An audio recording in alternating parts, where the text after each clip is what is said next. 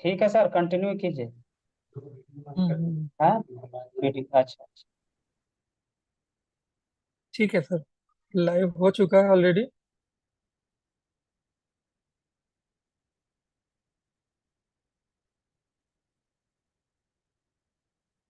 Okay okay. ठीक है sir, continue sir.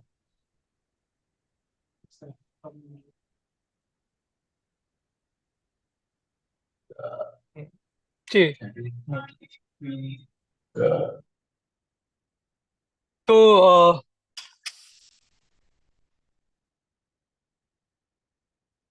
एक मिनट।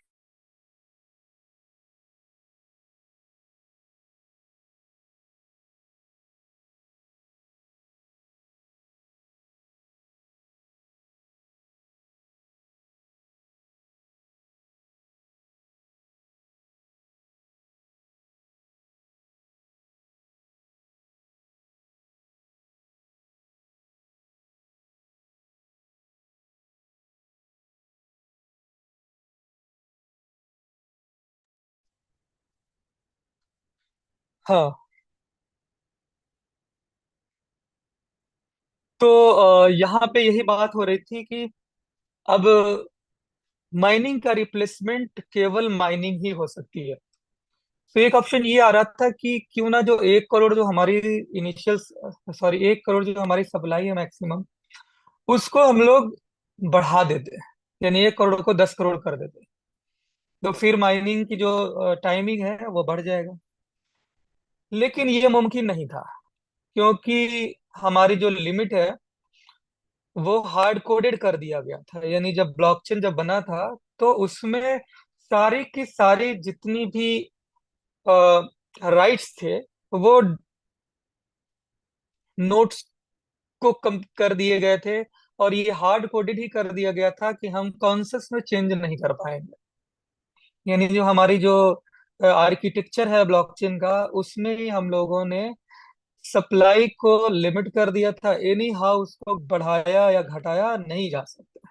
जो जो मैकेनिज्म थे वो कर दिया गया था। अब ये हमारे लिए यूं समझे कि पब्लिक के लिए तो बेटर था, और ये सोच थी कि जैसे बिटकॉइन की 2 करोड़ 10 लाख की सप्लाई है, उससे ज्यादा वो नहीं हो सकता है।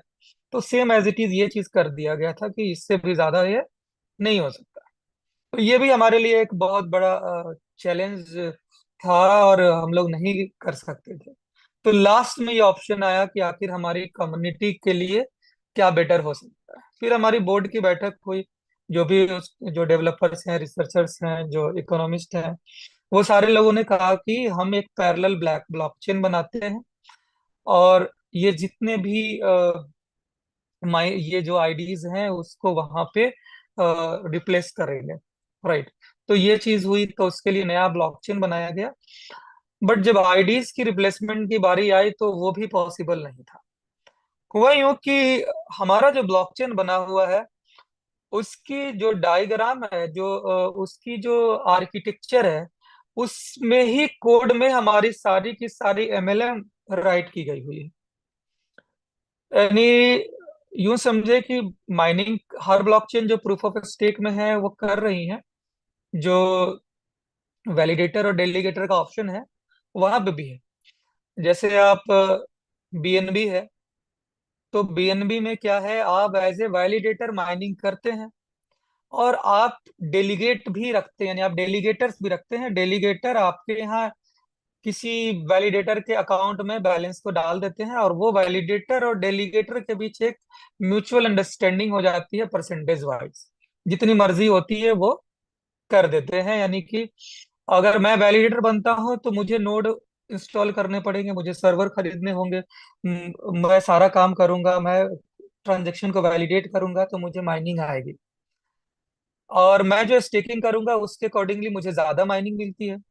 और जो लोग मुझे डेलीगेट करते हैं, तो मैं उनसे बातचीत कर, जैसे 10 लोगों से मैंने बात करी कि मैं वैलिडेटर हूँ, मैंने करोड़ों रुपए लगाए हैं, एक काम करो, आप लोग भी अगर लगाते हो तो जो मुझे इनकम आएगा उसमें से 10-20% मैं आपको आपके इन्वेस्टमेंट के अकॉर्डिंगली मैं आपको दे दूंगा। वो हमारी आपस की म्यूचुअल अंडरस्टैंडिंग होती है।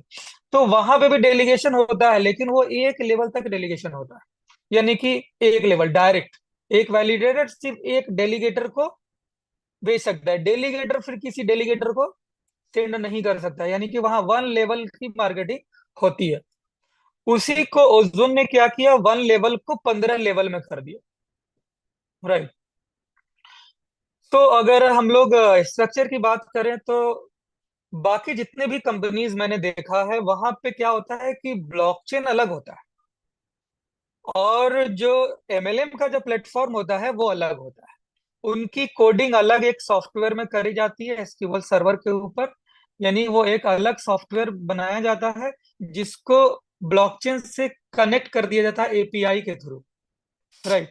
यानी सारा का सारा डिस्ट्रीब्यूशन मैनेजमेंट होता है उस पर्टिकुलर दूसरे सॉफ्टवेयर में, और जो लेन देन होता है ब्लॉकचेन से केवल ट्रांजेक्शन होता है, सेंड होता है, रिसीव होता है, बस इतना ही होता है। यानी कि एमएलएम का सारा पार्ट ये करता है और ब्लॉकचेन का काम अलग होता है।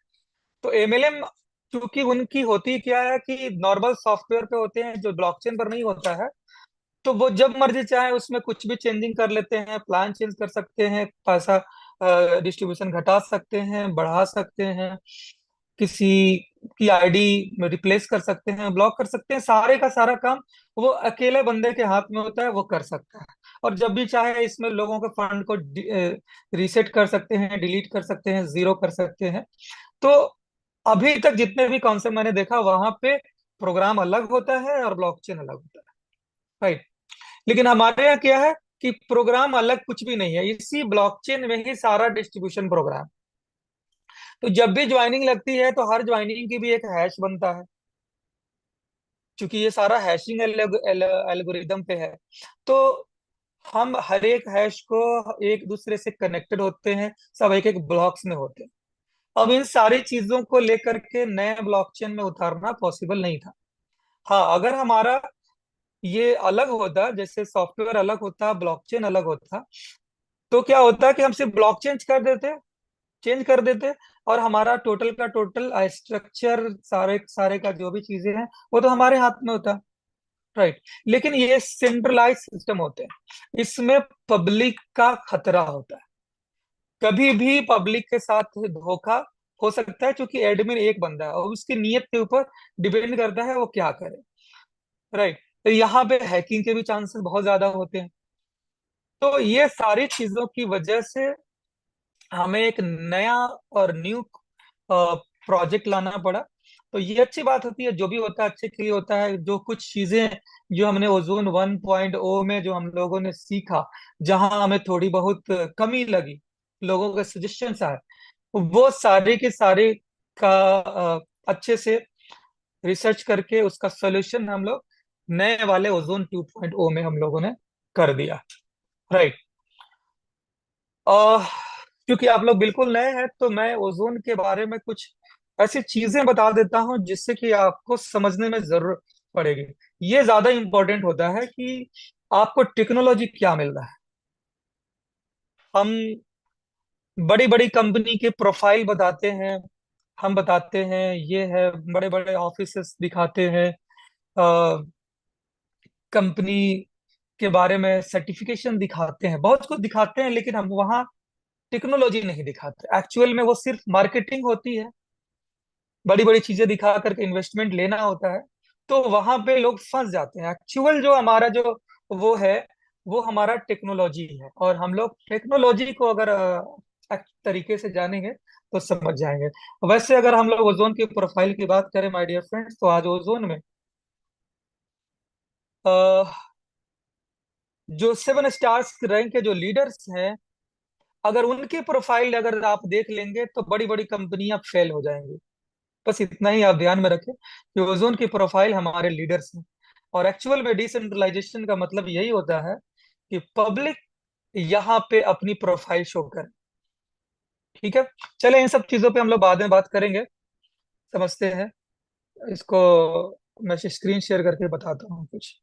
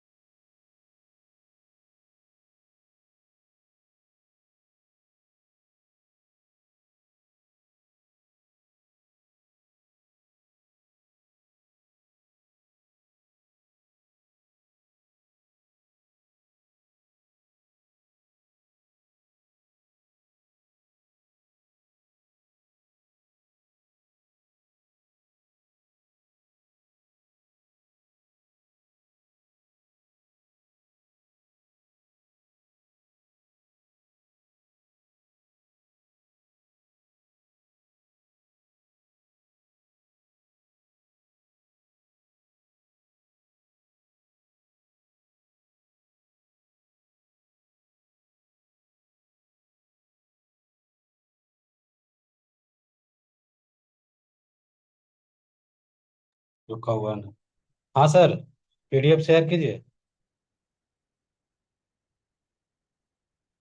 हेलो।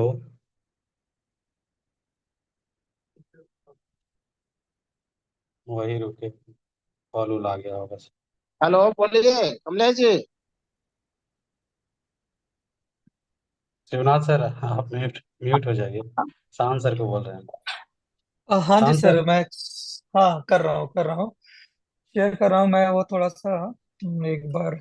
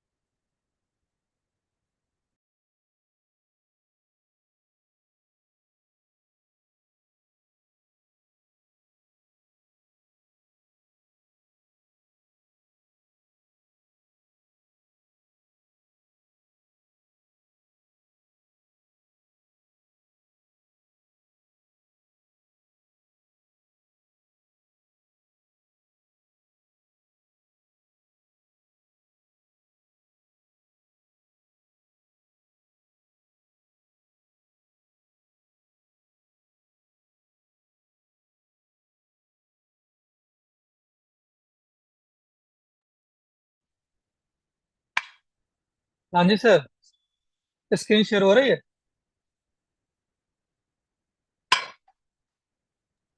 यस यस सर, हो रहा है।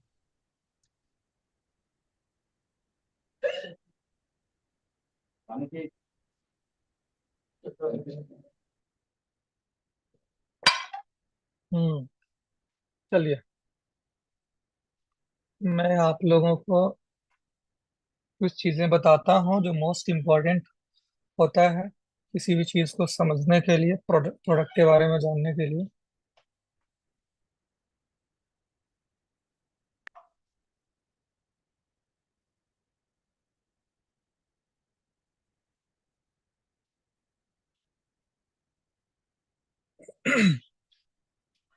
तो बेसिकली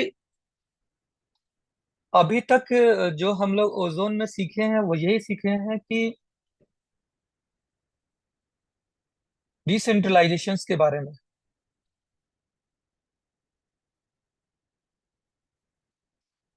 थोड़ा सा ये समझने की चीज है, थोड़ी बोरिंग लगे लेकिन जानने की कोशिश कीजिएगा, क्योंकि मोस्ट इम्पोर्टेंट यही चीज होती है।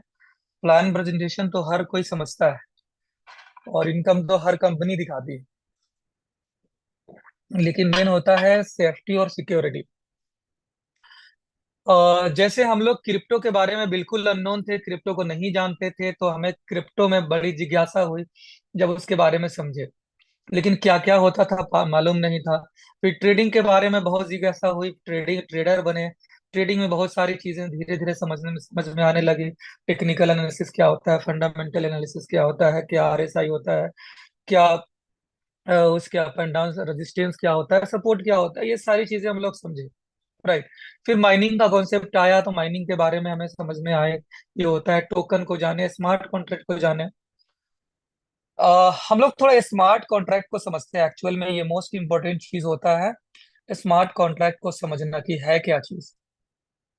तो फ्रेंड, स्मार्ट कॉन्ट्रैक्ट ही होता है, एक डिजिटल कॉन्ट्रैक्ट होता है जो ब्लॉकचेन और क्रिएटर के बीच का एक कॉन्ट्रैक्ट होता है। जैसे हम लोग को अगर कोई चीज आपस में एक दो लोगों के बीच में कोई कॉन्ट्रैक्ट बनाना होता है, फिजिकल कॉन्ट्रैक्ट बनता है, हम लोग पेपर पे साइन करते हैं, स्टाम्प पेपर पे हम लोग लिखते हैं, और एक रजिस्ट्रार होता है थर्ड पार्टी, उससे हम लोग वेरीफाई करा लेते हैं और हमारा कॉन्ट्रैक्ट बन जाता है।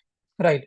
वहाँ कोई भी डिस्प्यूट होता है तो हम रजिस्ट्रार को पकड़ते हैं और वो हमारे डिस्प्यूट को ये करता है। यानी रजिस्ट्रार के पास भी एक कॉपी होती है और वो बताता है कि भाई आप जो आपके पास जो नोट्स है उसके तहत ये होना चाहिए ओरिजिनल यहाँ पे।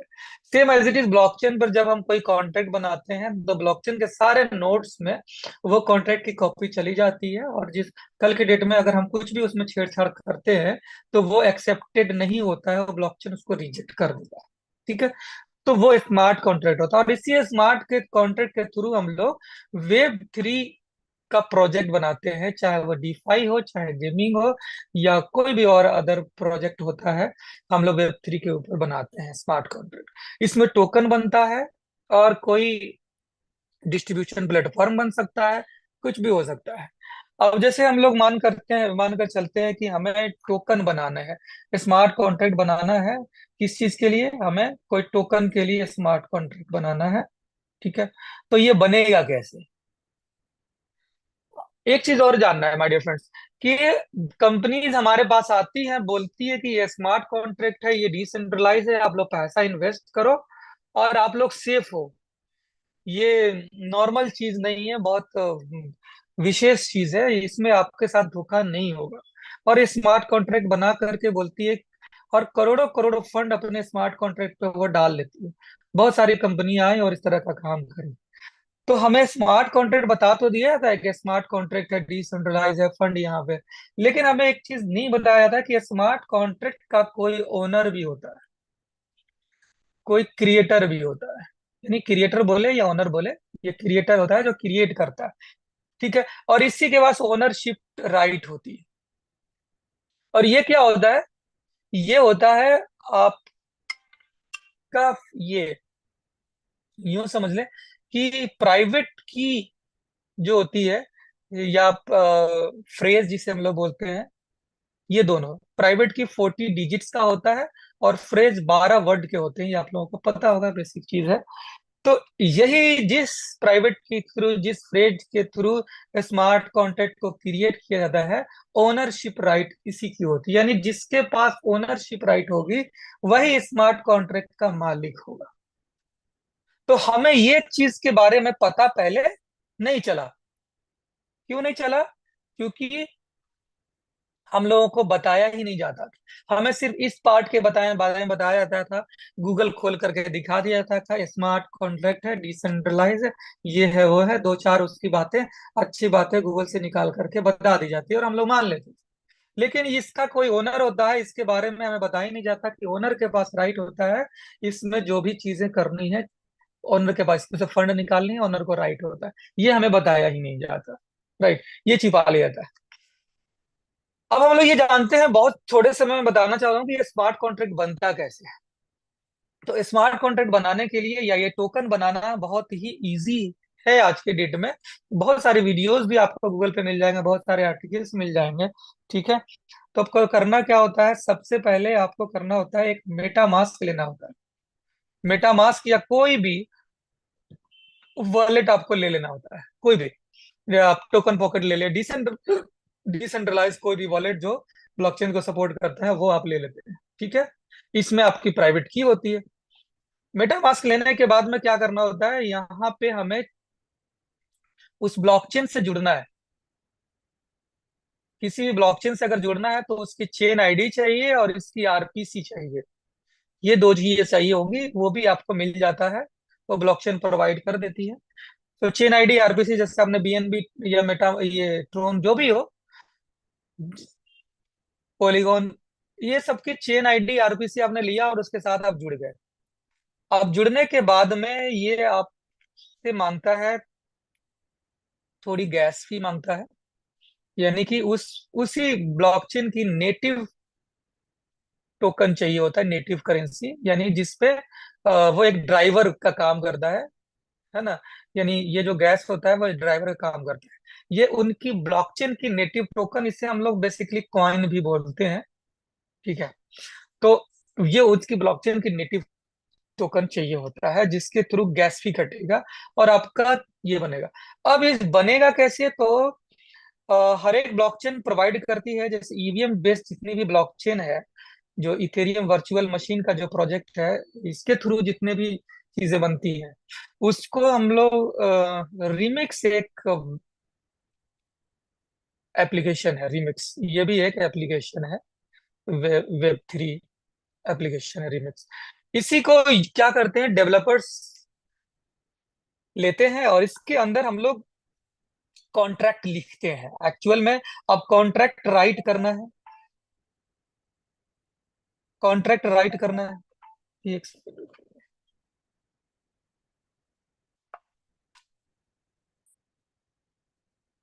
हाँ, कॉन्ट्रैक्ट हमें राइट करना है। अब कॉन्ट्रैक्ट में क्या कॉन्ट्रैक्ट राइट करना है, तो ये कॉन्ट्रैक्ट नॉर्मल लैंग्वेज में नहीं लिखा था, ये सॉलिडिटी लैंग्वेज होता है। यूल भी होता है, वाइपर भी होता है, बेसिकली लोग सॉलिडिटी यूज करते हैं, सॉलिडिटी लैंग्वेज। ये आपको आना चाहिए। अब सॉलिडिटी अगर अब लैंग्वेज की आपको नॉलेज है तो आप बिल्कुल लिखिए। अब इसमें टोकन का नाम लिखना है, क्या होना चाहिए, टोकन का सिंबल क्या होना चाहिए, टोकन की क्वांटिटी क्या होनी चाहिए, टोकन बर्नेबल है, टोकन मिंटेबल है, ये सारे के सारे जो टोकन्स के बारे में है। 1 to 1 ट्रांसफर होगा, 1 to many ट्रांसफर होगा, कब कब ट्रांसफर होगा, कितना कितना होगा, मतलब जो जो चीजें आपको चाहिए वो आपको इस सॉलिडिटी में लिख देना होगा। ठीक है, सॉलिडिटी में लिखने के बाद में आप इसको डिप्लॉय करेंगे। आप डिप्लॉय करेंगे, डिप्लॉय करेंगे तो ये क्या होगा, गैस फी मांगेगा, है ना, गैस फी रिक्वायरमेंट होगी, फिर ये इनिशियलाइज होगी। ठीक है, और आपका स्मार्ट कॉन्ट्रैक्ट रेडी हो जाएगा और आपको एक कॉन्ट्रैक्ट एड्रेस मिल जाएगा। अब ये टोकन की भी हो सकती है, ये होता है फंजीबल, और ये नन फंजीबल अगर हो गया तो ये एनएफटी हो गया। दोनों टोकन ही है, लेकिन फंजीबल को बोलते हैं जो कि टुकड़ों में बढ़ जाता है, और नॉन फंजीबल ये पूरा का पूरा कॉन्ट्रैक्ट एक ही साथ जाने वाला है। ठीक है, तो ये प्रोसेस होता है किसी भी टोकन को बनाने का। अच्छा, इसका ऑनर कौन हुआ, ये हुआ जो मेटामास्क में जिसकी एड्रेस लगी हुई है वो ऑनर हुआ।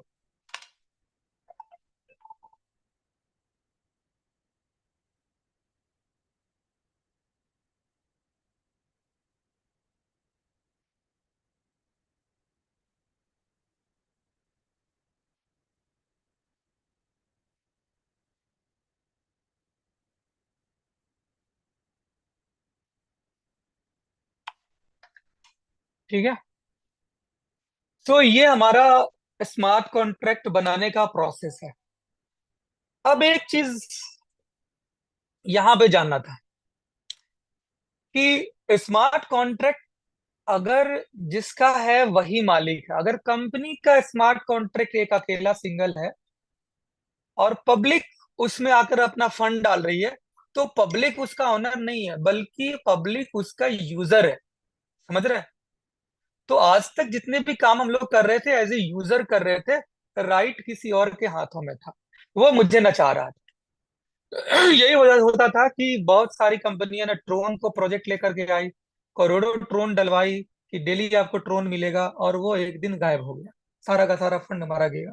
यूएसडीटी के ऊपर, बीयूएसडी के ऊपर, यहाँ तक है कि बहुत सारे अलग अलग प्रोजेक्ट आए जहाँ पे हमने वहां पे डाला कि हमें रिटर्न मिलेगा, आरओआई मिलेगा, माइनिंग के नाम पे भी मिलेगा, लेकिन कोई माइनिंग नहीं। वो सारा का सारा फंड लेकर के निकल गए, कहानी हो गया खत्म। क्यों? क्योंकि हम वहां पे एज ए यूजर थे, हम लोग ओनर नहीं थे। अब हमें ओनर बनना था, तो ओनर कैसे बनेंगे, तो ओजोन का ब्लॉकचेन पड़ा हुआ है, आपको ओनर बनना है। अब आपको क्या करना होगा कि आपको भी मेटामास्क लेना होगा, चेन आईडी जो ओजोन का चेन आईडी लेना होगा, जैसे उनका है ना, चेन chain.ozonscan.com। आरपीसी लेना होगा, अ, जैसे 1131 है हमारा चेन आईडी, आरपीसी है chain.ozonscan.com।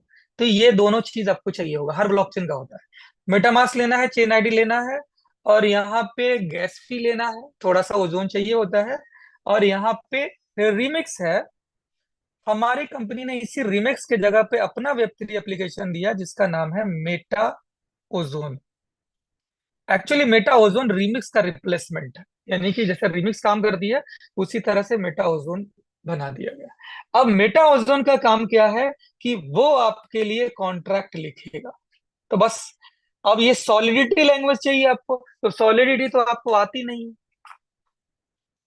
सॉलिडिटी आपको आती, आप डेवलपर है नहीं, आप डेवलपर होते तो जरूरत ही नहीं पड़ती, डेवलपर अगर आप है तो बेटा ओजोन की भी जरूरत नहीं है, आप रिमिक्स और इसको यूज करके भी आप कॉन्ट्रैक्ट हमारे ब्लॉकचेन पर बना सकते हैं।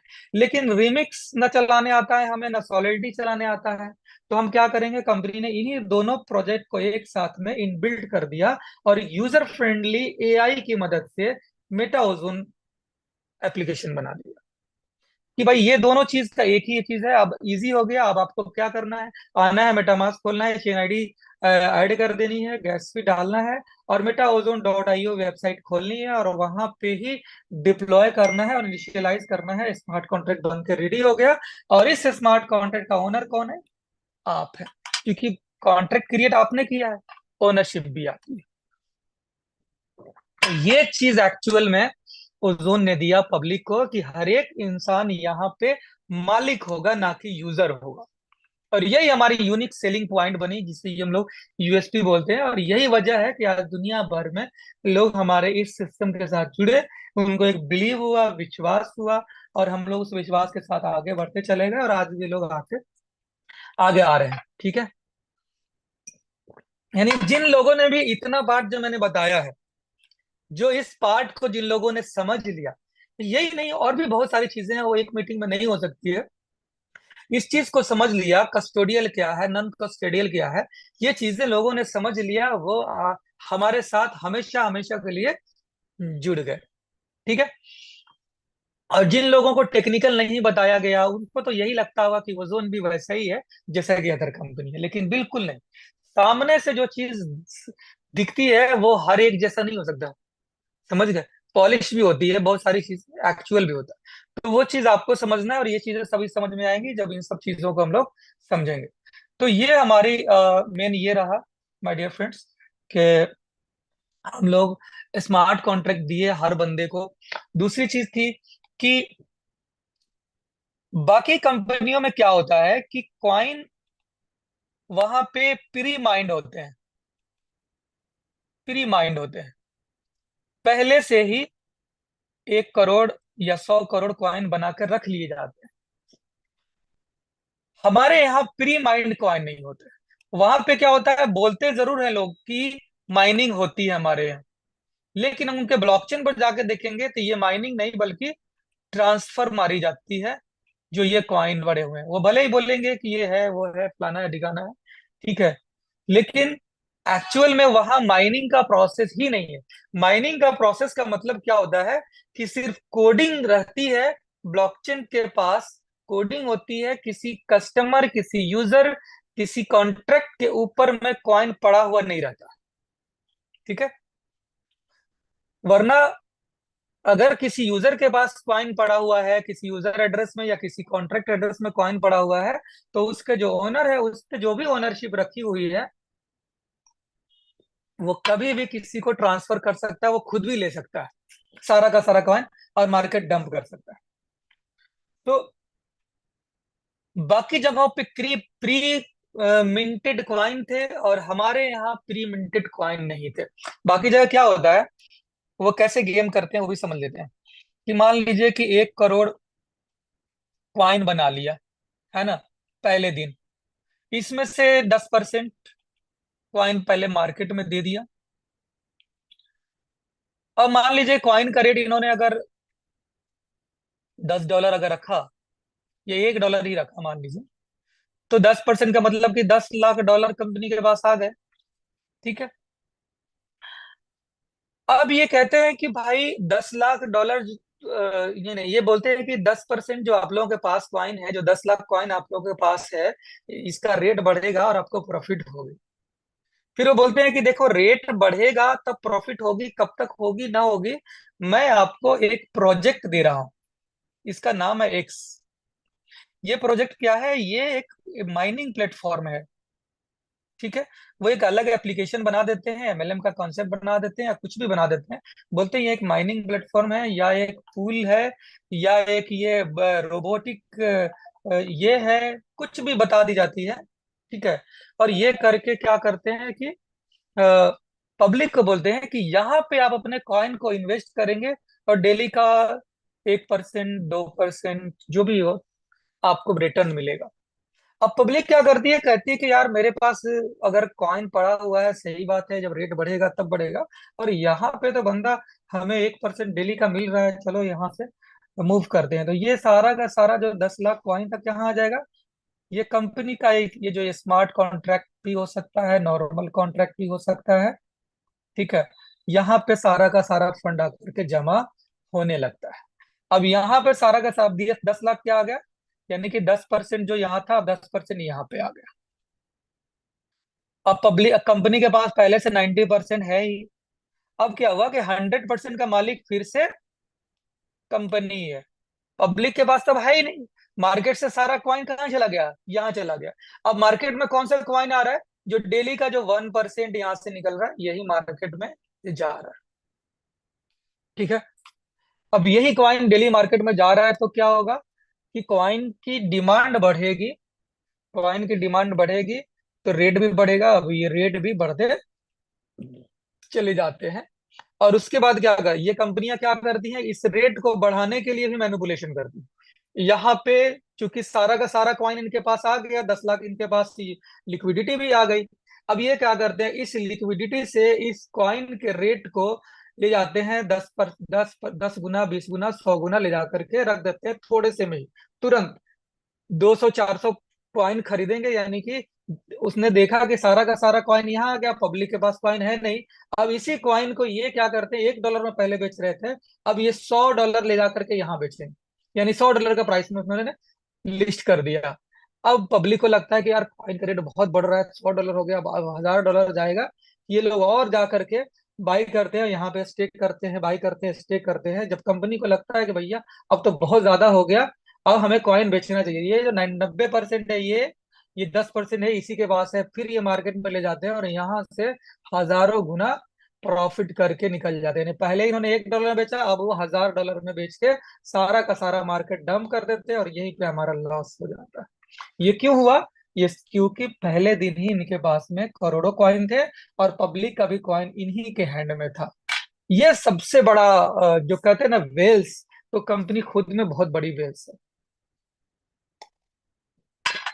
यही सारा प्रोग्राम होता है आज के डेट में, और हम उस कंपनी के चुंगल में फंस जाते हैं और हमारा लॉस हो जाता है। अब समझते हैं ओजोन ने क्या किया। ओजोन ने कहा कि हम 1 करोड़ का, हम क्या करेंगे, हमने 1 करोड़ का लिमिट बना दिया, लेकिन माइन नहीं किया। 1 करोड़ माइन नहीं किया हमने, फिर 50,000 माइन किया। और इस 50,000 को मार्केट में समझ लीजिए टोटल ही आज के डेट में, अ, अगर हम लोग शुरुआत की बात करें तो 35,000 कॉइन दे दिया गया था पहले दिन, यानी 70% कंपनी ने पब्लिक को दे दिया था और अपने पास रखी थी 30%। जहां बाकी जगहों पे क्या था कि अपने पास 90%, पब्लिक के पास 10%, बिल्कुल इसका उलट से भी ज्यादा। 70% यहाँ दिया, 30% यहाँ दिया। अच्छा, ये 70% यहाँ दिया, यानी 35,000 कॉइन यहाँ कंपनी ने दिया। तो एक सवाल ये भी आया कि ठीक है, आप 70% हमें दे रहे हैं माइनिंग करने के लिए पब्लिक को, लेकिन पब्लिक आज 35,000, सॉरी 70%, यानी 35,000 कॉइन आपने एक्सचेंज पे तो डाल दिया, लेकिन ये 35,000 कॉइन आज के आज तो स्टेक लगेगा नहीं, इसमें महीने 2 महीने लगेगा। लेकिन आप तो आज से 30% कॉइन को, यानी इधर 35,000 और इधर 15,000, आप अगर आज से 15,000 कॉइन को माइनिंग में लगा देंगे, तो 5-6 महीने के बाद में पता ये चलेगा कि आपके पास 70% हो जाएगा और पब्लिक के पास 30% हो जाएगा। समझ गए? तो फिर तो बात वही हो जाएगी जो अदर कंपनियां कर रही हैं।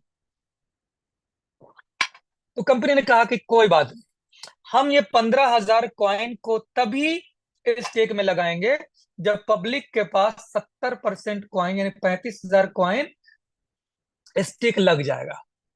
राइट, ये हो गया कंपनी के बीच में और पब्लिक के बीच में, ये एक बाउंड हो गया कि कंपनी तभी 15,000 लगाएगी जब तक ये 35,000 स्टेक में नहीं लग जाता, यानी कि पब्लिक ज्यादा माइनिंग करे, कंपनी कम माइनिंग करे। ठीक है, और यही हुआ। कि कंपनी ने 35,000 दे दिया पब्लिक को स्टेक लगाने के लिए। अब पब्लिक स्टेक लगाते लगाते लगाते ये लग गया लगभग लगभग 1 साल, 12 मंथ लग गया। 12 महीने लगे इस 35,000 कॉइन को स्टेक लगने में, धीरे धीरे हो रही थी, क्योंकि कंपनी ने एक और कमिटमेंट किया था कि मैं $90 पे बेच रहा हूं, $90 से नीचे मैं कॉइन नहीं बेचूंगा। ठीक है। अब जब $90 से ऊपर जाता था तभी कंपनी के कॉइन का कुछ सेल होते थे। ठीक है। कंपनी ने फिर ये $90 से जब जब ऊपर जाता था तो कंपनी का बिकता था, पब्लिक क्या करते थे कि 90 89 में ही अपनी बेच देती थी। तो कंपनी का बाद में बिकता था, पहले पब्लिक का बिकता था। और 1 साल में पब्लिक के पास 3 लाख कॉइन के लगभग माइन होकर के चले आए। यानी कि 1 साल के बाद में पब्लिक के पास 3 साढ़े 3 लाख कॉइन थे और कंपनी के पास 15,000 अभी भी पड़े हुए थे। 1 साल के बाद जब 35,000 बिक गया, तो कंपनी के एक कमिटमेंट की वजह से कि नहीं, जब तक हमारा ये 35,000 बिक नहीं जाता है, ये वाला जब तक स्टेक नहीं हो जाता है, हम 15,000 नहीं डालेंगे। और यही एक कंपनी की कमिटमेंट की वजह से ये हुआ कि पब्लिक का 3.5 लाख कॉइन स्टेक में लग गया और कंपनी का 15,000 कॉइन बचा हुआ रहा। 1 साल के बाद में 22 सितंबर 2023 में 15,000 कॉइन को कंपनी ने स्टेक लगाया। तब तक के रेशियो हो गया 95, सब मतलब लगभग 90% इधर हो गया था और 5%, 10% शायद इससे भी कम इधर था। आज के डेट के ये बात करूं माय डियर फ्रेंड्स, तो 0.1% के लगभग कंपनी के पास है, 99.9% पब्लिक के पास है। यानी पब्लिक के पास आज के डेट में 25 लाख से ज्यादा कॉइन है और कंपनी के पास 50,000 कॉइन है। ये यानी कि कंपनी कभी भी चाह करके भी इस मार्केट में डंप नहीं ला सकती है, क्योंकि 25 लाख के सामने इसका कोई वजूद ही नहीं। तो ये होता है, क्योंकि कंपनी का पहले दिन से स्टैंड था कि जो मैं माइनिंग प्लेटफॉर्म लाया हूं, ये एक स्टेबिलिटी बिल्ड करने के लिए लाया हूं पूरे वर्ल्ड में।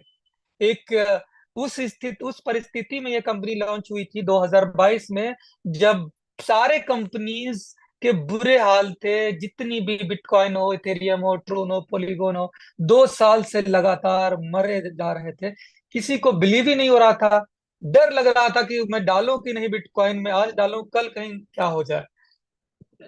उस परिस्थिति में इसने अपने आप को बिल्डअप किया, बताया दुनिया को कि नहीं, हमारी जो मैकेनिज्म है वो डिसेंट्रलाइज है और ये जो कॉइन की जो होल्डिंग्स है वो किसी वेल्स के पास नहीं है, बल्कि हमारी पब्लिक के पास होने वाली है। तो ये प्रोसेस करके इन्होंने दिया और यही हुआ। इनकी सोच यही थी कि कमाना हमें इन सब से नहीं है, बल्कि कमाना हमें एक्चुअल प्रोजेक्ट से है जो हमें बेचना है। और वह हमारा एक्चुअल प्रोजेक्ट क्या है माय डियर फ्रेंड्स? तो कंपनी ने सबसे पहले बेचना है अपना नोड, प्राइवेट एंटरप्राइज ब्लॉकचेन बनाने हैं इनको। और ये ब्लॉकचेन बेचना है एक्चुअल में। जैसे इथेरियम है, आज उसका सबसे बड़ा कोई यूज केस अगर है तो वो उसकी खुद की ब्लॉकचेन ही बहुत बड़ी यूज केस है। यानी कि आज दुनिया में जिस भी कंपनी को जरूरत पड़ता है अपने लिए, अपने ऑफिस को मैनेज करने के लिए, अपने एम्प्लॉय को मैनेज करने के लिए, अपने प्रोडक्ट को मैनेज करने के लिए, तो वो लोग नॉर्मल सॉफ्टवेयर के जगह पे, अगर उनके पास ज्यादा पैसे हैं तो वो लोग एंटरप्राइज ब्लॉकचेन का यूज करते हैं। आज AWS क्या करती है? होस्टिंग प्रोवाइडर है, ये वेब स्पेस प्रोवाइड करती है।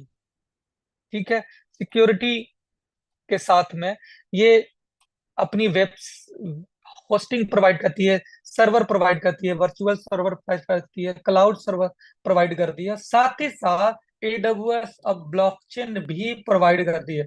यानी आपको अपने कंपनी के लिए ब्लॉकचेन चाहिए तो AWS के ऊपर आप इजी वे में टूल्स है बना सकते हैं। तो वो किसका बना कर देते हैं? AWS किसका बेचती है? तो ये इथेरियम का ही बेचती है। यानी बहुत बड़ा सप्लायर है इथेरियम का AWS। तो सबसे बड़ी जो इनकम होती है ना इथेरियम को, तो वो ब्लॉकचेन बेचने से होती है। बाकी के जो ट्रांजेक्शन है वो यूज केस, जो गैस फी है उससे थोड़ी कुछ होना है, वो तो नोड होल्डर को चले जाते हैं, थोड़ी बहुत उसका प्रॉफिट है, लेकिन एक्चुअल प्रॉफिट उनका इससे है। बाकी एडब्ल्यूएस के पास तो वो सब, सॉरी, इथेरियम के पास ये सब यूज केसेस थोड़े हैं जो एमएलएम में बात होती है कि ये मैं फलाना कार्ड लेकर के आ जा रहा हूँ, ये मैं फलाना गेम लेकर के आ जा रहा हूँ, फलाना ये लेकर आ जा रहा हूँ, ये उधर, नथिंग। वो सब कुछ भी नहीं है, सिर्फ दिखाने की चीज है, हवा हवाई है, कोई मतलब नहीं। राइट। तो सबसे बड़ा जो यूज केस होता है दैट इज नोड होता है, एंटरप्राइज होता है, इसके ऊपर काम करती है कंपनी। इसके अलावा इनके बड़ी बड़ी कंपनियों के साथ जो इन्वेस्टमेंट होते हैं, टाइप्स होते हैं, उनके सॉल्यूशंस प्रोवाइड करते हैं, उसके ऊपर होती है। अब ओजोन क्या करने जा रही है? तो ओजोन का यूज केस क्या है पब्लिक के लिए, एंटरप्राइज के लिए? वो ये है कि हम उन्हें एंटरप्राइज ब्लॉकचेन दे रहे हैं।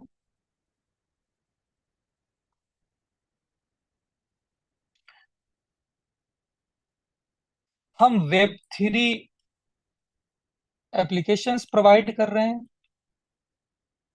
डी5 एप्लीकेशन प्रोवाइड कर रहे हैं एंटरप्राइज के लिए।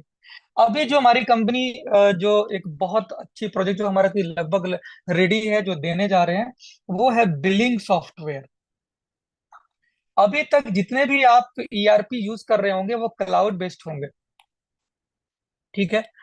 मॉल में जाते हैं, ऑफिस में जाते हैं, फैक्ट्री में जाते हैं, जो भी बिलिंग होती है तो वो नॉर्मल क्लाउड सर्वर पर होते हैं, जहां पे डेटा खत्म होने के चांसेस होते हैं।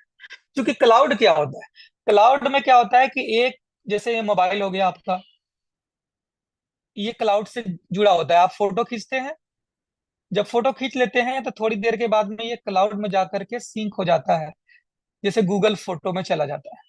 अब कल के डेट में मोबाइल आपका डिस्ट्रॉय हो जाता है तो क्या होता है, गूगल फोटो से आप फोटो निकाल लेते हैं कि ये क्लाउड में।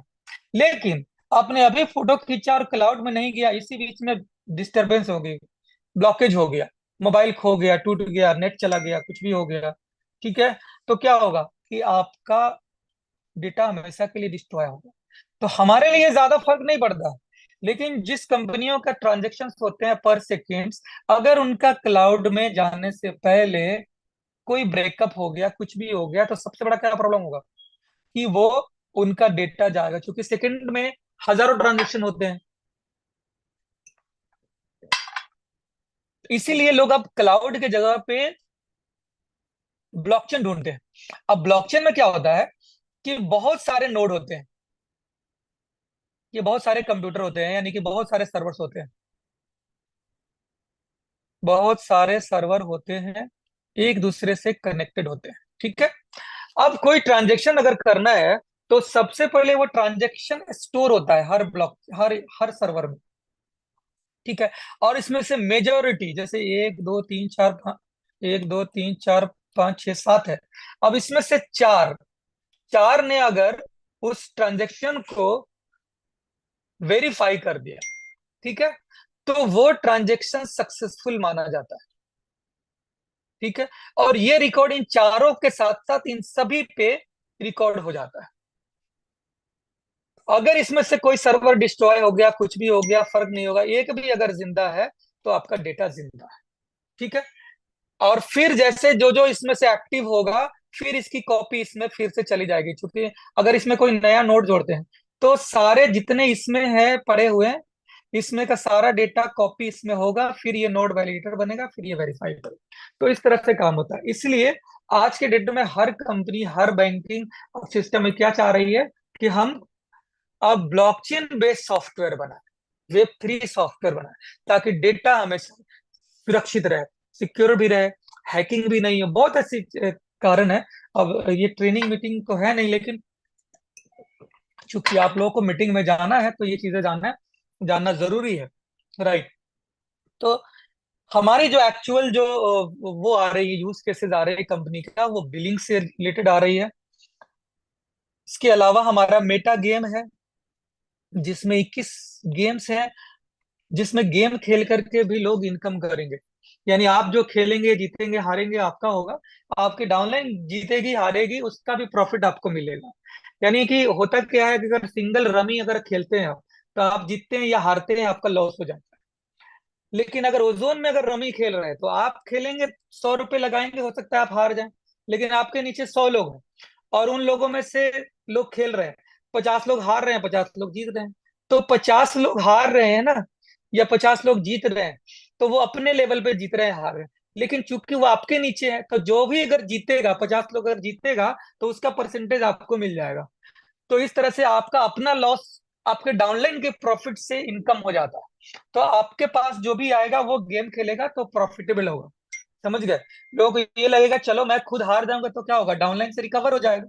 तो लोग यहाँ पर आएंगे और एक तरह से मैसेज जाएगा कि यहाँ पे जो भी रमी वगैरह खेल रहे हैं, जो भी चीजें खेल रहे थे, एक प्रॉफिटेबल धंधा है, यहाँ पे करना चाहिए। समझ गए? तो मेटा गेम ये हमारी है। इसके अलावा मेटा ट्यूब हम लेकर आ रहे हैं, बिल्कुल यूट्यूब को रिप्लेस कर रहे हैं डिसेंट्रलाइज वे में, जहां डेटा बिल्कुल ही आपके अंडर कंट्रोल में होगा। ये मेटा ट्यूब हम लोग बहुत जल्द इसी क्वार्टर में लेकर आ रहे हैं। इसमें क्या होगा, पहले हम लोग इसको पायलट के रूप में रखेंगे अपने कम्युनिटी के लिए, जो सिर्फ ओजोनियन है, सिर्फ वही लोग यूज करेंगे। इसमें अभी हम लोग अपलोड करेंगे कंपनी की जो भी ट्रेनिंग प्रोग्राम्स होंगे, उसको हम लोग अपलोड करेंगे। यूजर अपना वीडियोस वगैरह अपलोड करेंगे, वो सारी चीजें करेंगे। जब ये बिल्कुल परफेक्टली काम करेगा, फिर हम पब्लिक के लिए कर देंगे। उसी के साथ में हम लोग ओपन स्टाइल लेकर आ रहे हैं, एक इंस्टाग्राम और स्नैपचैट, इन दोनों के कॉम्बिनेशन फॉर्म में हमारा ओपन स्टाइल एक बहुत जबरदस्त प्रोजेक्ट आ रहा है, जिसके थ्रू हम दुनिया को प्रोड्यूस करने जा रहे हैं कि उसमें आपको दोनों फैसिलिटीज एक साथ में मिलने जा रही है। इसके अलावा हमारा क्लाउड कनेक्ट, जो अभी हम लोग जूम जो सेशन ले रहे हैं, तो हमारा क्लाउड कनेक्ट आ रहा है। इसमें एक्चुअल में ये सारे एंटरप्राइज प्रोजेक्ट है। मेटा गेम तो हमारे नेटवर्क का हिस्सा होगा, ये सब हमारा नेटवर्क का हिस्सा नहीं होगा, लेकिन ये कम्युनिटी बिल्ड करने में काम आएगा, बाहरी इन्वेस्टर को लेने में काम आएगा, वो अट्रैक्ट होकर के आएंगे। ये हमारा दूसरे तरीके से काम होगा। ठीक है? क्लाउड कनेक्ट में हम लोग एक ही प्लेटफॉर्म के ऊपर बहुत सारी चीजें दे रहे हैं, जैसे जूम की जो वेबिनार है, उसी तरह से हम वेबिनार भी दे रहे हैं, जूम मीटिंग दे रहे हैं, चैटिंग दे रहे हैं, कॉलिंग दे रहे हैं, आप कॉलिंग भी कर सकते हैं, ये मैसेजिंग दे रहे हैं, मैसेज भी कर सकते हैं। ये सारी फैसिलिटीज यहाँ पे हम लोग दे रहे हैं। साथ ही साथ इसके अंदर हम लोग एआई बेस्ड कुछ एक्स्ट्रा फिल्टर्स लगा रहे हैं। जैसे मान लीजिए अभी मैं आपसे बातें कर रहा हूँ, लेकिन मैं चाहता हूँ, बहुत सारे लोग होते हैं कि यहाँ पे बैठ करके मैं न दिखाई दूं, मेरे बदले में कोई और रोबोट दिखाई दे, कोई ऐसा चीज है, तो मास्क हो, रोबोट हो, उस तरह से करेंगे और सारे लोग एक साथ 3D में के थ्रू अपने अपने अवतार के साथ जुड़ सकते हैं। वो फैसिलिटीज इसमें दी जा रही है। और यहाँ पे एक और अच्छी खास बात दी जा रही है कि हम लोग यहाँ पे टिकटिंग सर्विस देने जा रहे हैं, जो कि कंपनीज को जरूरत होती है कि अगर मान लीजिए कि मेरा जूम को अटेंड करना है, तो जूम को अटेंड करने के लिए आप साइन अप कीजिए और वहाँ पे पेमेंट कीजिएगा, टिकट मिलेगा, तभी आप जूम में एंटर होंगे। यानी एक ही प्लेटफॉर्म पे ये सारी चीजें हमारी बन करके रेडी हो रही है और ये आपको मिलने वाली है। तो ये एंटरप्राइज है, दूसरे ये बाहरी दुनिया के लिए ये दी जा रही है। क्यू रोज हमारा एक प्रोजेक्ट है, बहुत सारी चीजें हैं। अब हम लोग समझेंगे, आई थिंक काफी टाइम हो चुका है, तो अब हम लोग ना प्लान को समझ लेते हैं। अ, आप लोग बोर तो नहीं हो रहे? बताइए। नहीं सर। नहीं हो रहे ना? चलेगा ना अभी? जी सर प्लान जी। को शॉर्ट शॉर्ट में ले चलिए सर। जी जी जी। चलिए ठीक है। अ, ये हमारा मेटा ओजोन का, ये ओजोन 2.0 है। अब हमें क्या इनकम मिलेगा, अब इस चीज को हम लोग समझते हैं। अबाउट है, मिशन है, विजन है, ये पीडीएफ आप लोगों को मिल जाएगा, वो चीजें समझ लेंगे, आप चुनाव क्वेश्चन होता है, ईवीएम रखा जाता है एक रूम में, वहां सील मोहर हो जाता है। टैक्स कराने के लिए बारे में बोला, जब इतना ही इंसानियत है तो क्यों नहीं बताया? तो वही तो बताया। जी जी। तो हमको म्यूट कर दीजिए सर, हाँ वहाँ से आप एडमिन से। ओके।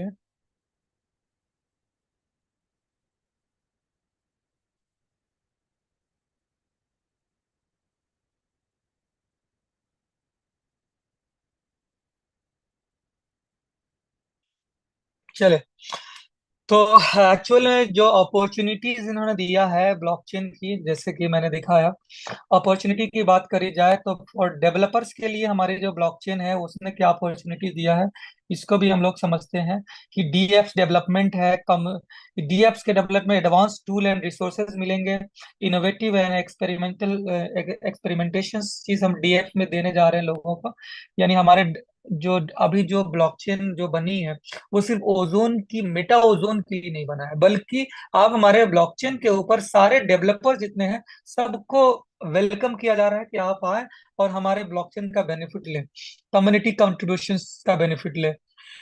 बिजनेसेस के लिए दिया है कि हम आपको कस्टम सॉल्यूशन देंगे, ऑपरेशनल एफिशिएंसी देंगे, न्यू बिजनेस मॉडल बना कर देंगे, टोकनाइजेशन करके देंगे। यानी कि आप अगर बिजनेस करना चाहते हैं हमारे साथ तो हमारे ब्लॉकचेन के ऊपर हम ये सारे सॉल्यूशन प्रोवाइड करके आपको देंगे।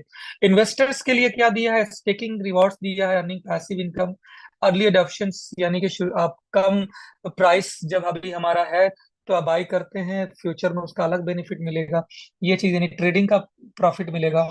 एंड यूजर्स के लिए financial service, access to DeFi, enhance security and privacy, digital identity solutions, ये सारी चीजें हम दे रहे हैं। इनोवेटर्स एंड रिसर्चर्स के लिए दे रहे हैं exploration of quantum resistant technology जो हमारी ब्लॉकचेन में है, cutting edge research, collaborative projects, ये सारी अपॉर्चुनिटीज है जिसके बारे में हम लोग बात करेंगे।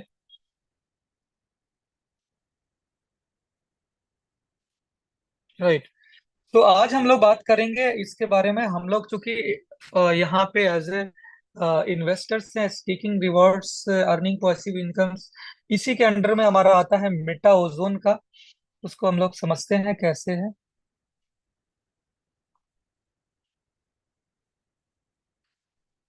इसकी अगर इसके बारे में थोड़ा समझते हैं हमारे ब्लॉकचेन के बारे में, तो यूं समझ लीजिए कि हमारा जो ब्लॉकचेन है ये फिफ्थ जनरेशन का web three O blockchain network है। Right, ozone chain token, token का नाम ओजोन चेन है, is a native token of fifth generation web three PDF supported PDF share नहीं हो रहा है सर। एडवांस। नहीं हो रहा? नहीं। ओहो।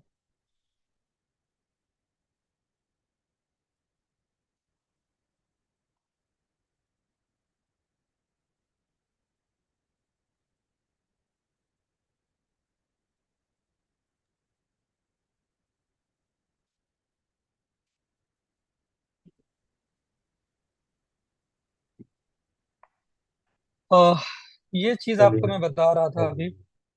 हम्म,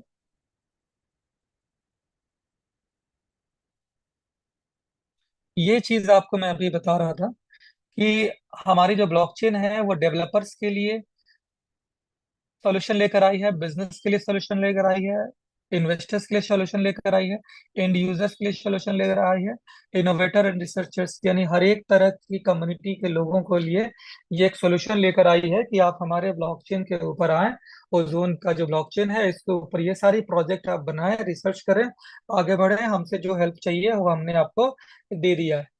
बहुत अच्छे तरीके से चीजें हमने करके दिया है, उसको आपको समझना है। अब हम लोग समझते हैं ओजोन चेन के बारे में। यही हमारा ओजोन चेन जो है, ओजोन की जो नेटिव टोकन है, जिस जो ड्राइवर है जिसके थ्रू गैस फी यूज होती है, जिसके थ्रू लेन देन होता है, तो वो हमारा ओजोन चेन की नेटिव टोकन है। ठीक है, इसके बारे में जानते हैं कि हाई सिक्योरिटी है, हाई हाई ट्रांजेक्शन स्पीड है इसकी, लो गैस फी है, लिमिटेड सप्लाई है, लो स्टोरेज कॉस्ट है, ऑटो बर्निंग है, ये मैकेनिज्म डाली गई है ऑटोमेटिकली। और इन सब के बारे में लिखा हुआ है जैसे enhance the value of your asset with our automatic token burning mechanism reducing supply over time. यानी जिसकी जिसकी जो भी फीचर्स है उसके बारे में यहाँ पे बता दिया गया है। जैसे बर्निंग के बारे में मैंने इसमें बताया है कि ये बर्निंग मैकेनिज्म है ताकि सप्लाई को रिड्यूस करने का काम करेगा। राइट, तो इस तरह की सारी चीजें यहाँ पे आप, चूंकि वक्त कम है तो ज्यादा डिफाइन नहीं करूंगा, ऑलरेडी आप लोग इसके बारे में बहुत कुछ मैंने अभी बताया है। तो आप समझते हैं नेक्स्ट आर्किटेक्चर की बात करें तो 5 लेयर की ये ब्लॉकचेन बनी हुई है माय डियर फ्रेंड्स। पहला जो लेयर होता है हार्डवेयर लेयर होता है, फिर कॉन्सेंसस लेयर होता है, फिर नेटवर्क लेयर होता है, फिर डेटा लेयर होता है, फिर एप्लीकेशन लेयर होता है। इस तरह से 5 लेयर में ब्लॉकचेन बनी है जिसके ऊपर सारा काम काम करता है। अगर हम अपने पार्टनर्स के बारे में बात करें माय डियर फ्रेंड्स, तो एग्रीगेटर जो पार्टनर्स हैं उसमें कॉइन मार्केट कैप है, कॉइन गीको है, राइट, और डेफी लामा है, चेन लिस्ट है। इन दोनों पे अभी एप्लीकेशन गई है, इन दोनों पे हमारा लिस्टेड है ऑलरेडी। एक्सचेंज की बात करें तो प्रोबिट पे हमारा लिस्टेड है, बिटमार्ट पे लिस्टेड है, एलबैंक पे लिस्टेड है, मैक्सी ग्लोबल के ऊपर हमारा कॉन्ट्रैक्ट हो चुका है, यूनाइटेड पे लिस्टेड है, कॉइन बीएक्स पे, कॉइन बीएक्स जो इंडियन एक्सचेंज है ये, और यूनाइटेड एक्सचेंज। तो इन पे यूनाइटेड पे तो ऑलरेडी लिस्टेड है, कॉइन बीएक्स के साथ कॉन्ट्रैक्ट हो गया है। दूसरी चीज है, ऑडिट पार्टनर की बात करें तो सर्टिक जो दुनिया का सबसे बड़ी ऑडिट पार्टनर है, और इस पे जाकर के आप हमारा ऑडिट रिपोर्ट देखिएगा तो वहां पे लिख करके आता है, जो बाकी किसी भी चेन के बारे में लिख कर नहीं आता है, कि पब्लिक का पैसा यहाँ पे 100% पब्लिक के कंट्रोल में ही है। सारा फंड कंपनी नहीं निकाल सकती है, जब कंपनी नहीं निकाल सकती है तो रेट को वो डंप भी नहीं कर सकती है।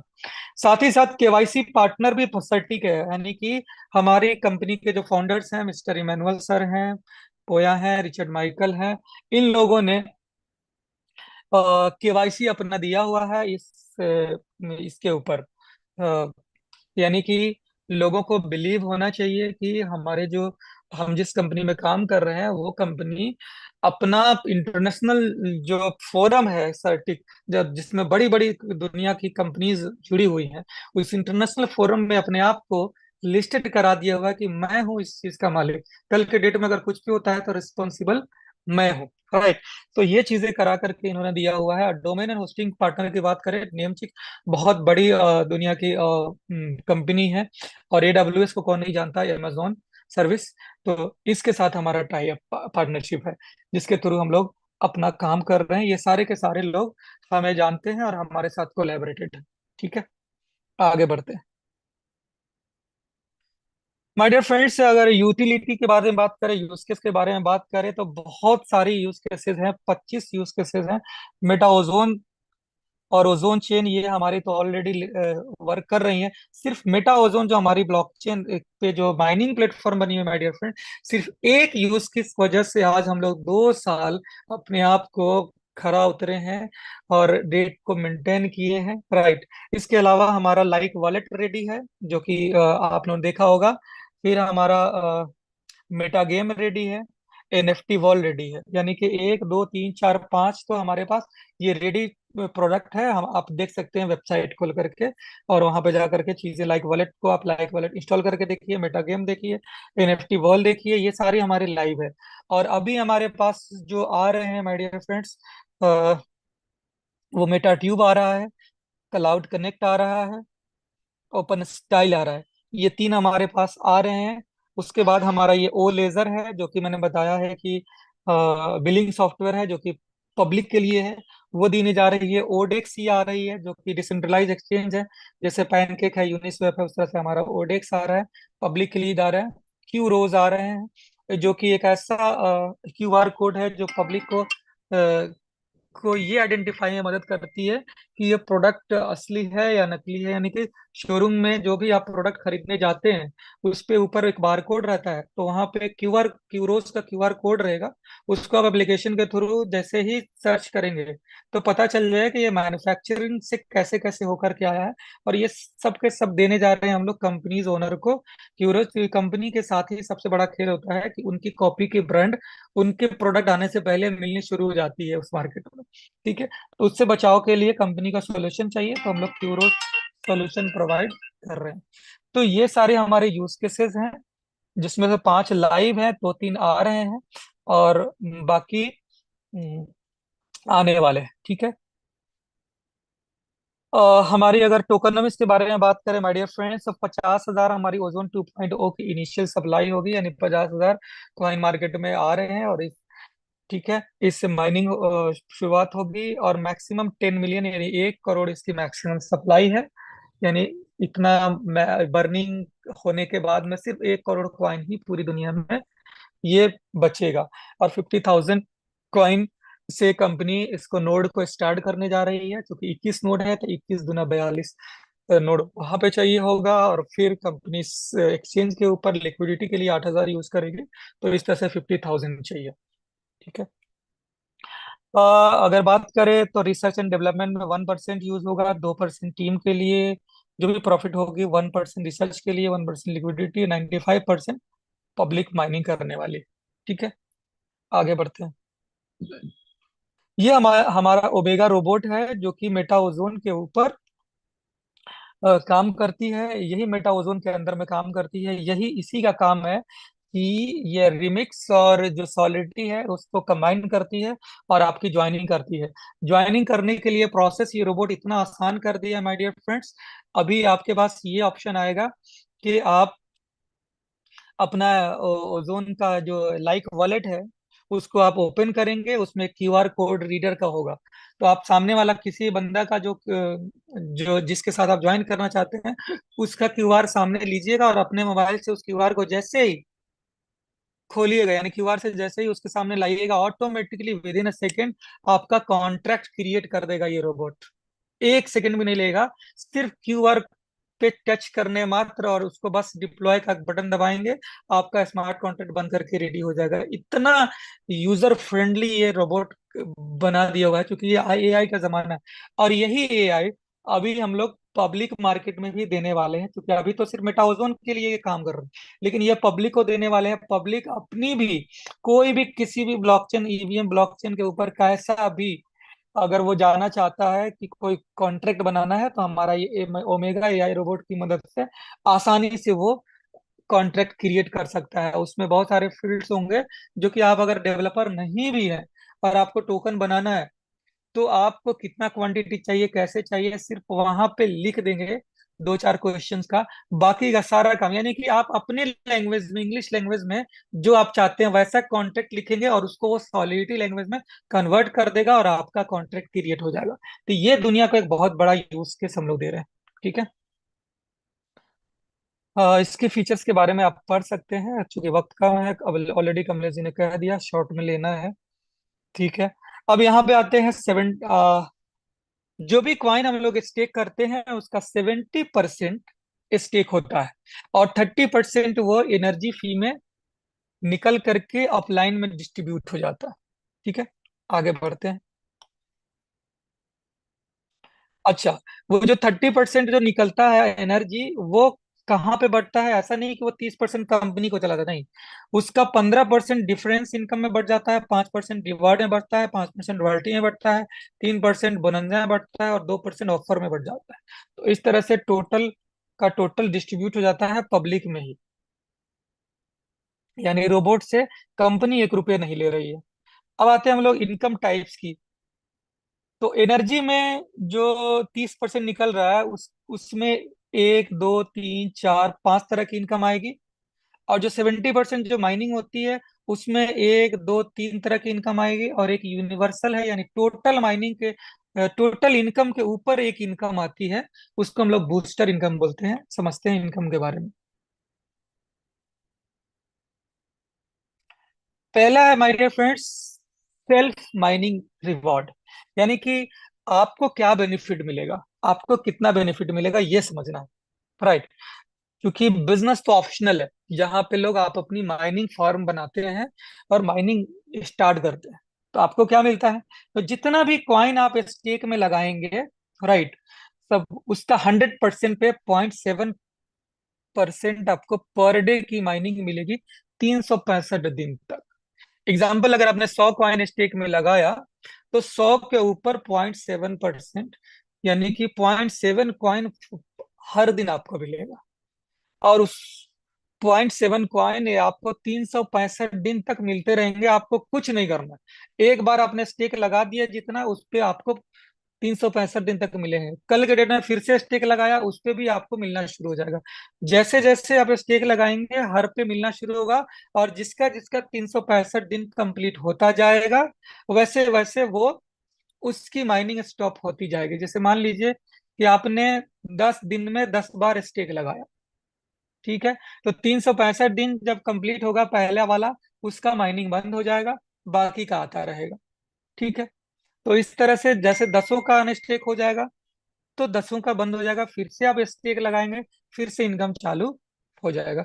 365 दिन तक आपका जो क्वाइन है वो स्टेक यानी आपके ही कॉन्ट्रैक्ट के ऊपर पड़ा रहता है, वो किसी कंपनी के खाते में नहीं जाता है कि उसको वो यूज कर ले, ये आपके कॉन्ट्रैक्ट पे पड़ा रहेगा। और 365 दिन तक, क्योंकि माइनिंग होनी है तो कॉन्ट्रैक्ट पे बैलेंस रहना चाहिए।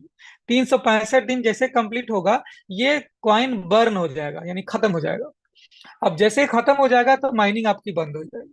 आपको फिर से चाहिए तो फिर से स्टेक कीजिए, समझ गए? तो इस तरह से आपकी सेल्फ माइनिंग आपको मिलनी है। अब आते हैं, नेक्स्ट है हमारा, अब हम लोग टीम की इनकम की बात करते हैं।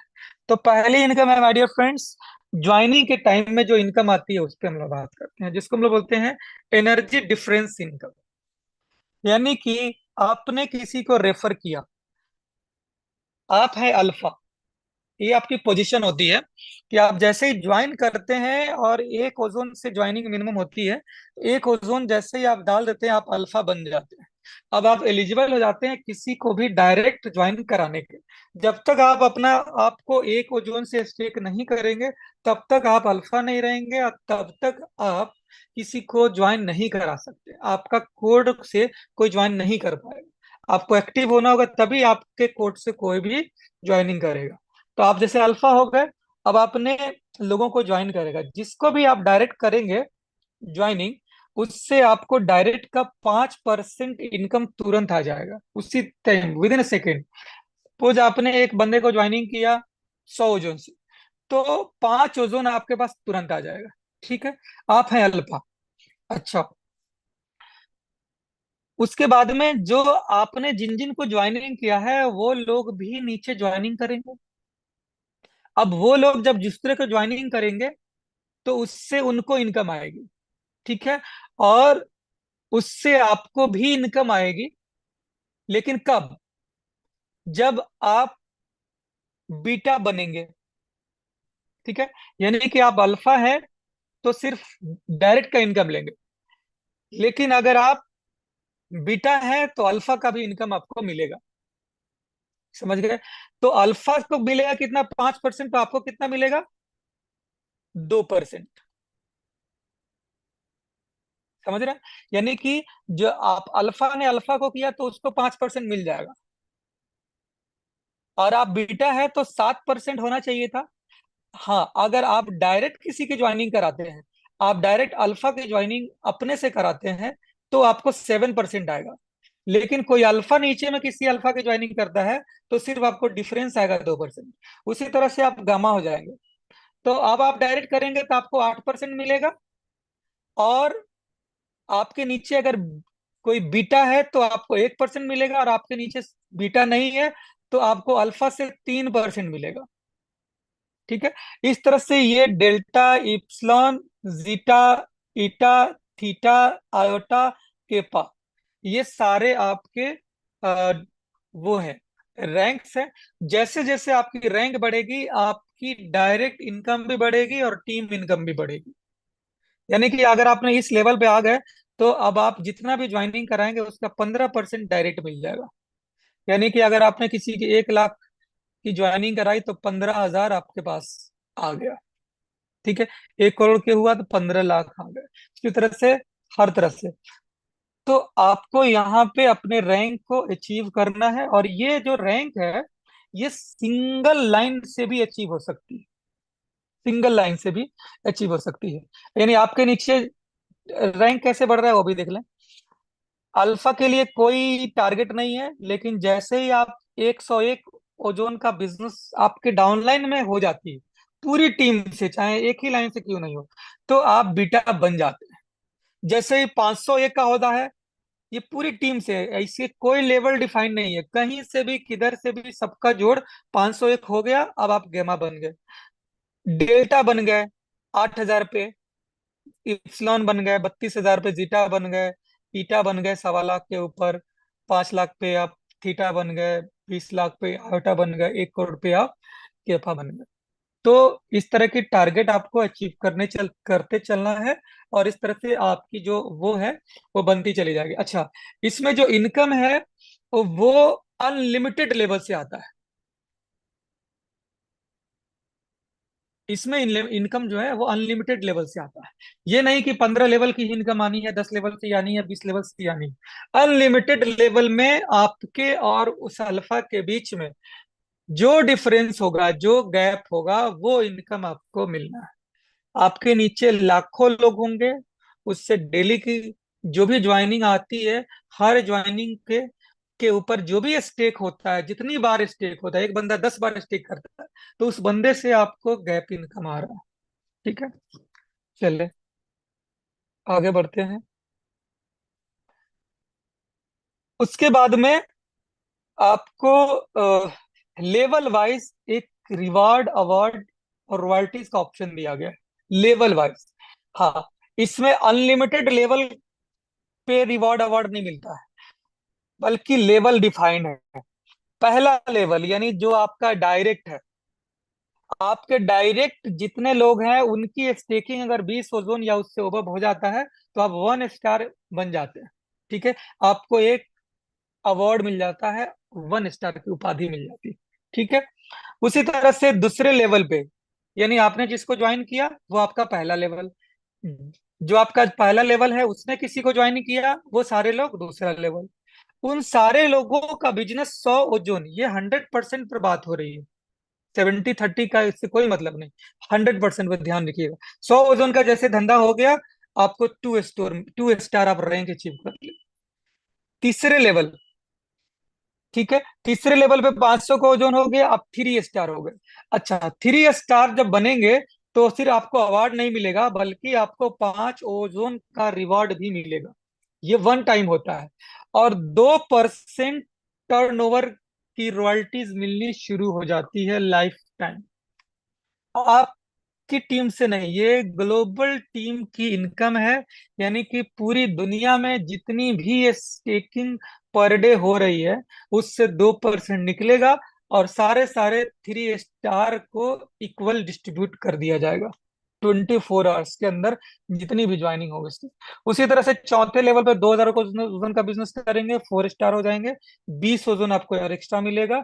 आपकी जो रॉयल्टी है 2% वो मिलती रहेगी। उसी तरह से आ, पांचवे लेवल पे हाँ नंबर तो यही 5,000 का धंधा, पांचवे लेवल पे होगा 50 ओजोन। पांचवे पे आप 5 स्टार हो जाते हैं और यहाँ पे 2% और रॉयल्टी मिलनी शुरू हो जाती है। उसी तरह से छठे पे है, सातवें पे 1%। फौजी कह रहा म्यूट कर लें सर। एडमिन से म्यूट कर दिए हैं सर, है। करने क्या। एक सेकेंड।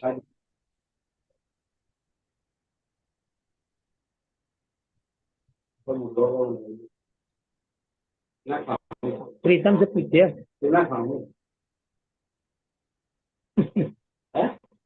फौजी।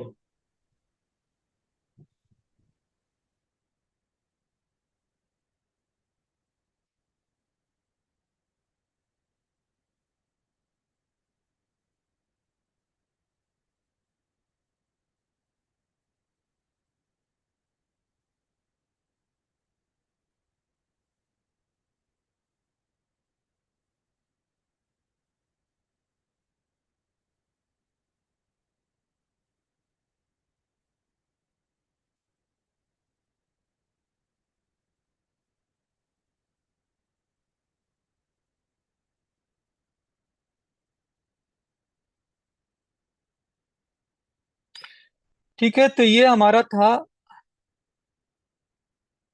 रैंक, जिसमें आपको रॉयल्टी भी मिल रही है 2%,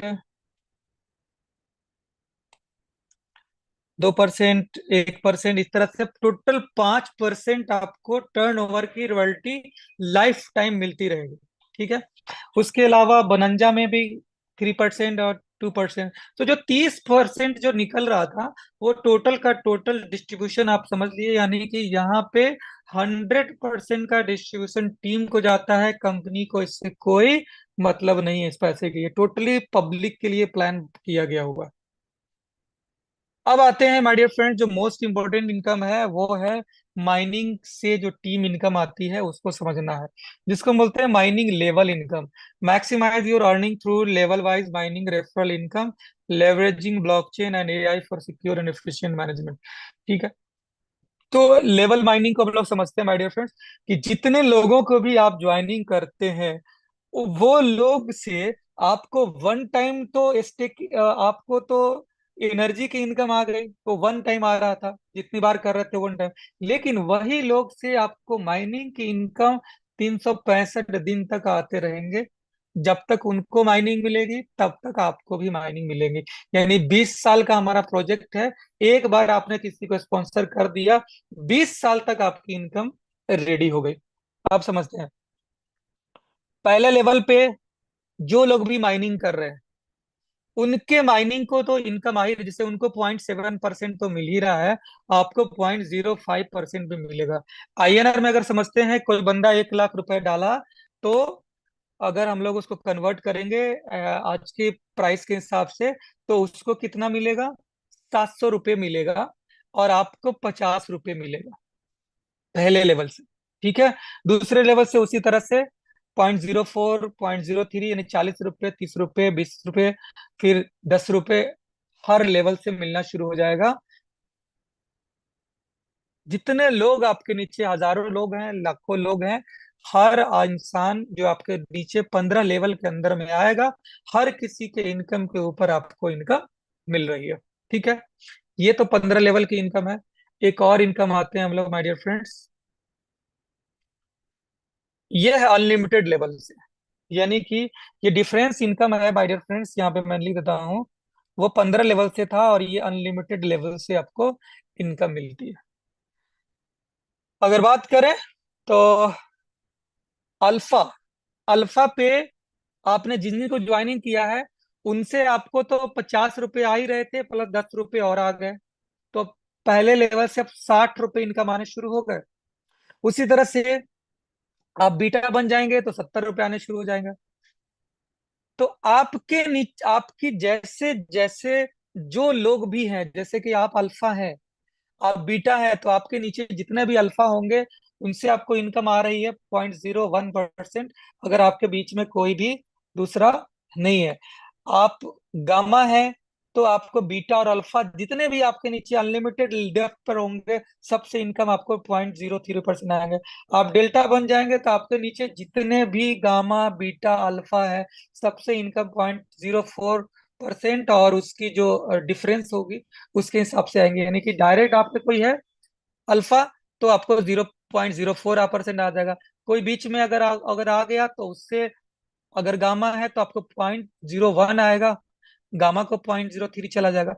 इस तरह से इप्सिलॉन है, जीटा है, यानी आपके डाउन लाइन में जितने भी 15 लेवल नहीं बल्कि 15,000 लेवल नीचे भी कोई बंदा ज्वाइन है और वो माइनिंग कर रहा है, ठीक है, तो उसकी इनकम आ रही है। इसमें एक और बड़ा फायदा तब हमें दिखता है कि मान लीजिए कि आपने एक लेग अभी आपकी बहुत अच्छी चली और आप एक ही लेग से बन गए आप केपा।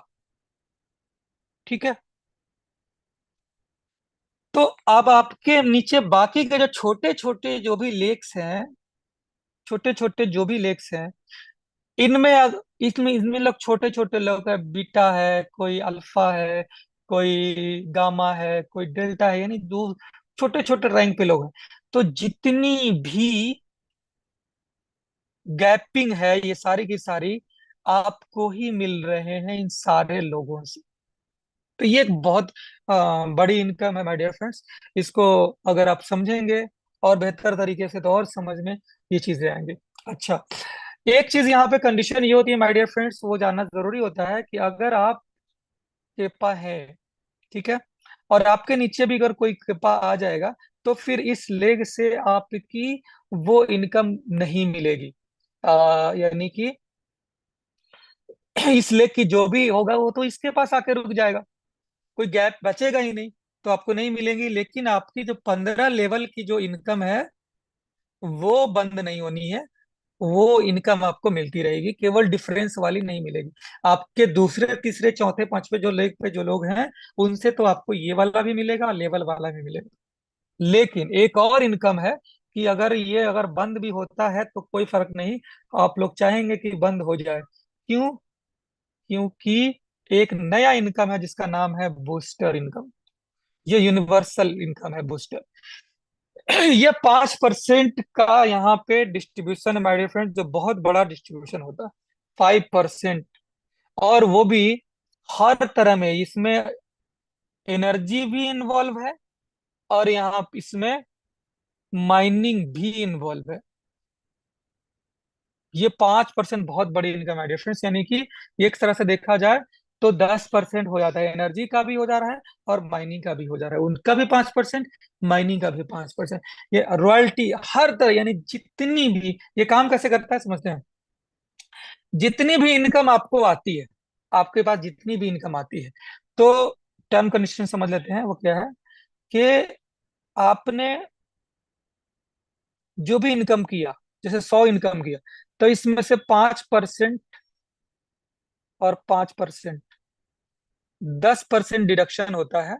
5% चला जाता है नोड को, यानी कि ये 5% भी कंपनी को नहीं जाता है, बल्कि हमारी जो ब्लॉकचेन है वो पब्लिक ब्लॉकचेन है। तो हर पब्लिक को कहा गया है कि हमारा नोड को इंस्टॉल करो।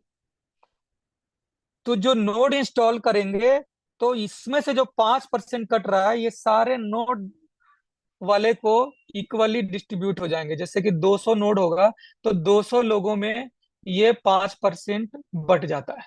ठीक है, नोड के बारे में हम लोग बाद में बात करेंगे कभी। और जो 5% है, कटता है, ये आपके अपलाइन में 10 लेवल तक चला जाता है। ठीक है, यानी कि आपके नीचे 10 लेवल में जितने लोग भी हैं, यानी कि अगर 10 लेवल में 10,000 लोग हैं, इसमें अल्फा भी है, बीटा भी है, गामा भी है, रॉयल्टी अचीवर भी है, सब के सब यहाँ पे अवेलेबल है। ये जितने लोग जितना इनकम करेंगे, उस इनकम से आपको भी इनकम आती है 0.5% हर लेवल से।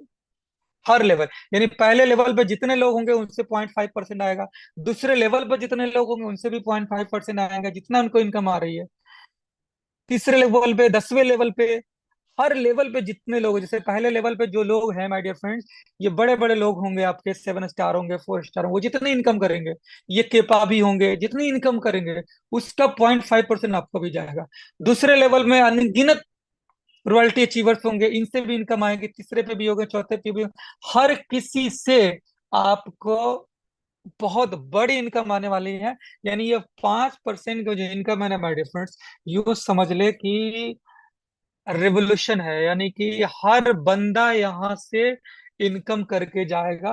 पहले जैसे हम लोग का प्लान था ना कि उसमें 15 लेवल के बाद इनकम नहीं मिलती थी, तो लीडर की शिकायत होती थी कि सर 15 लेवल के नीचे मेरे को इनकम आती ही नहीं, मैं नीचे जाके क्यों काम करो, नीचे वाला समझे। समझ गए? अब वो चीजें बिल्कुल खत्म हो गई, आपको 15,000 लेवल से भी इनकम आएगा। और शुरू के जो 10 लेवल के लोग हैं, उनको जो इनकम होगी उस पर भी आपको इनकम आएगी, तो उसको भी आप सपोर्ट करेंगे ताकि उसकी भी इनकम हो। क्योंकि जब तक उसकी इनकम होगी नहीं, आपको ये लेवल इनकम मिलेगा नहीं, जो बूस्टर बूस्टर इनकम मिलेगी नहीं। तो आप चाहेंगे कि जितने भी 10 लेवल के लोग हैं उसको आप मजबूत करेंगे, उनके लिए काम करेंगे, जिससे कि आपकी इनकम बढ़ेगी। तो इस तरह से एक डिजाइन कर दिया गया कि अब इससे बेटर प्लान अब हो ही नहीं सकता है, राइट, जो जेन्युइन तरीके से हो। बाकी दिखावे के लिए तो बहुत सारे ग्लोबल फलाना ठिकाना पूल, कुछ भी नहीं, एग्जैक्ट है माय डियर फ्रेंड्स। उस पे सिस्टम काम कर रही है, रॉयल्टी भी दे रही है, रिवॉर्ड भी दे रही है, डिफरेंस भी दे रही है, लेवल भी दे रही है, बूस्टर भी दे रही है। तो ये हमारा रहा आज की meeting. Thank you so much my dear friends, आप लोगों ने अपना कीमती वक्त दिया, राइट। तो मैं स्टॉप करता हूँ, और मैं अनम्यूट का ऑप्शन भी आप लोगों को दे दिया, अनम्यूट का। तो चलें आगे थैंक की यू। बात करते हैं। थैंक यू शान सर, आपने बहुत ही बारीकी तरह से हम लोग को बताया। और नेक्स्ट मीटिंग के बारे में हम आपसे चर्चा करते हैं, लेकिन कुछ लोगों को फॉलो भी करना है यहाँ पे। जी जी बिल्कुल, जो क्वेश्चन है सर है कर लीजिए। क्वेश्चन है आप लोगों के पास तो कर सकते हैं, कोई जी क्वेश्चन नहीं है? नमस्कार सर। हाँ जी नमस्कार, कैसे हैं आप? जी बहुत अच्छे हैं सर। बोल रहे हैं सर कि वर्जन 2 का स्टेकिंग कब से शुरू हो जाएगा सर? ये स्टेकिंग जैसे ही हमारा वो हो जाता है, टेस्टिंग अभी चल रही है, टेस्टिंग कंप्लीट हो जाती है अराउंड 10 तारीख के आसपास हो जाएगा। अच्छा अच्छा अच्छा।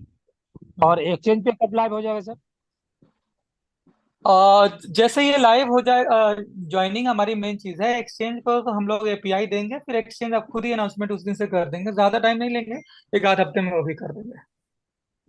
अच्छा चलिए ठीक ठीक। ठीक है, थैंक यू। थैंक यू शान sir. Okay, next thank you meeting में सो मच। आपको ठीक है।